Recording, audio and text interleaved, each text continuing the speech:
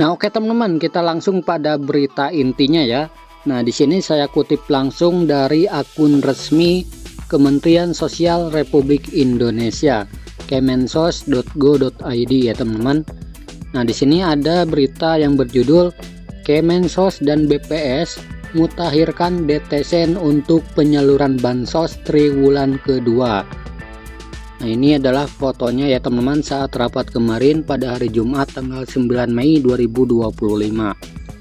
Nah, seperti apa informasinya? Mari kita baca sama-sama. Kementerian Sosial atau Kemensos bersama Badan Pusat Statistik atau BPS membahas pemutakhiran data tunggal sosial ekonomi nasional atau DTSen untuk mendukung kelancaran penyaluran bansos pada triwulan kedua tahun 2025. Pertama, menyangkut soal pemutakhiran data. Kaitannya dengan DTSen. Tentu keperluannya adalah untuk penyaluran triwulan kedua. Penyaluran bansos triwulan kedua tahun 2025. Ujar Bapak Menteri Sosial Saifullah Yusuf usai bertemu Kepala BPS Amalia Adininggar Widyasanti di kantor Kementerian Sosial Salemba, Jakarta pada hari Jumat tanggal 9 Mei 2025.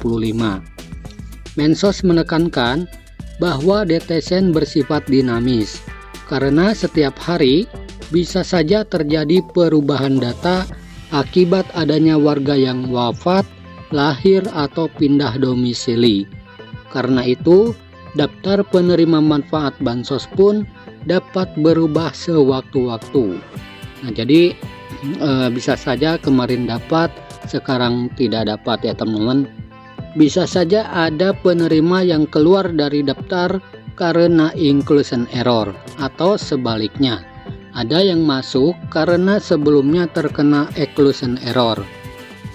Nah, jadi ada yang kemarin dapat, nanti tidak dapat, dan ada juga yang kemarin tidak dapat, sekarang bisa dapat. Untuk memastikan akurasi dan keterbukaan, Mensos mengajak masyarakat ikut aktif mengawasi dan memperbarui data bansos melalui aplikasi Cek Bansos. Aplikasi ini memungkinkan masyarakat memberikan usulan atau menyanggah data penerima manfaat. Nah, jadi jika ada yang tidak tepat sasaran, silakan kalian gunakan aplikasi Cek Bansos ya teman-teman untuk menyanggah. Dan juga jika ada orang yang perlu bantuan atau tepat untuk dapat bantuan, silakan kalian usulkan ya teman-teman di aplikasi Cek Bansos tersebut juga. Siapapun bisa menyampaikan usulan atau sanggahan melalui aplikasi. Nanti data tersebut akan difinalisasi oleh BPS, kata dia.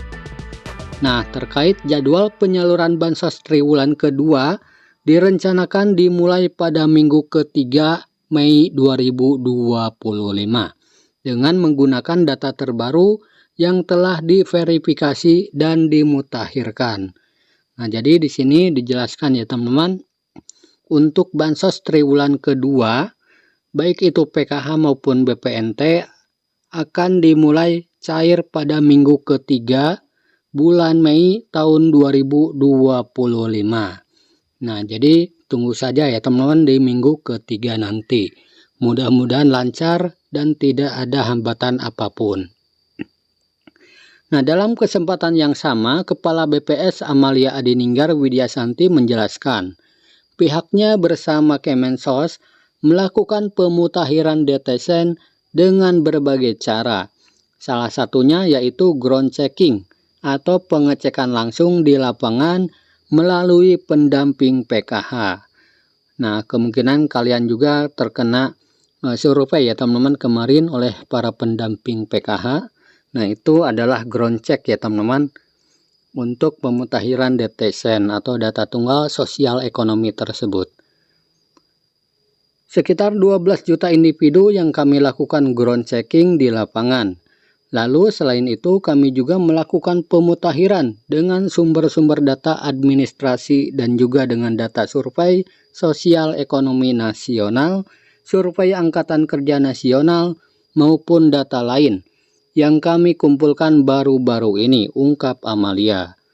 Amalia menyampaikan pihaknya bakal melakukan rekonsiliasi dengan Dinas Dukcapil terkait data-data tersebut, sehingga informasi yang tercantum dalam DTSEN lebih akurat dan menjadi referensi tunggal untuk program-program perlindungan sosial maupun pemberdayaan sesuai arahan Presiden Prabowo Subianto.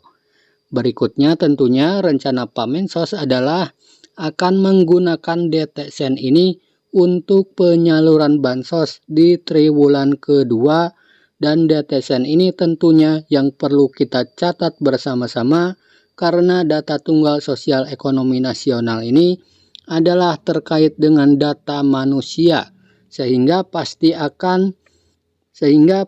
dinamikanya tiap hari akan berubah, kata Amalia. Amalia menegaskan pihaknya siap mendukung dan bekerja sama dengan Kemensos dalam pemutakhiran DTSEN secara berkala. Tentunya BPS akan selalu mendukung dan siap terus mendukung dari pusat, provinsi, kabupaten, kota untuk kita berkolaborasi selalu, kata dia. Nah, jadi alhamdulillah ya teman-teman, di sini sudah diumumkan ya. Ini langsung dari akun resminya Kementerian Sosial Republik Indonesia untuk jadwal penyaluran bansos triwulan kedua atau tahap kedua. Ini akan disalurkan mulai minggu ketiga bulan Mei tahun 2025 ini ya. Nah, kita berdoa saja semoga lancar, tidak ada hambatan apapun, sehingga pencairannya bisa segera dilaksanakan. Dan juga untuk kalian KPM PKH maupun BPNT yang kemarin masih cair, mudah-mudahan di tahap kedua ini masih cair juga ya teman-teman. Nah, karena sepertinya akan ada perubahan ya. Ada yang kemarin cair, di tahap kedua nanti kemungkinan tidak cair lagi. Nah, karena ini ada perubahan data ya teman-teman, yang tadinya dari DTKS sekarang mengacu pada DTSEN atau data tunggal sosial ekonomi nasional. Nah, itulah informasinya ya teman-teman terkait jadwal pencairan bantuan PKH maupun BPNT untuk tahap yang kedua di tahun 2025 ini. Semoga video ini bermanfaat. Sampai jumpa di video selanjutnya. Wassalamualaikum warahmatullahi wabarakatuh.